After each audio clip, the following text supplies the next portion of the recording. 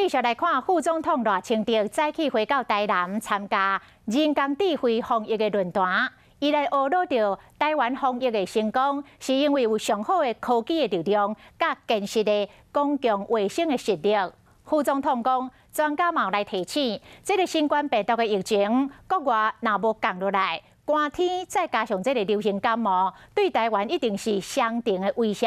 呼吁大家也是袂当来放松，都爱挂喙安，爱保持社交距离。副总统赖清德伫台南参加人工智慧防疫论坛，将台湾防疫成功归功于科技力量甲公卫的实力。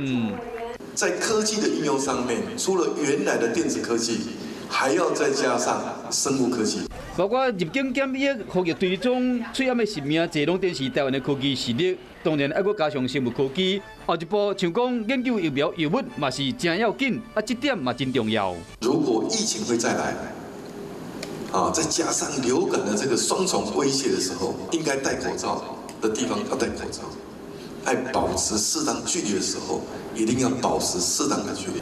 副总统早起连贯2场拜访高雄市政府，会后接受采访，针对中华关卫生局对着居家检疫无镜头的人进行采检，但是中下令调查一挺中用。我也敬请大家一定要相信中央疫情指挥中心，接受中央疫情指挥中心的指导。过去的错误我们绝对不能够再犯。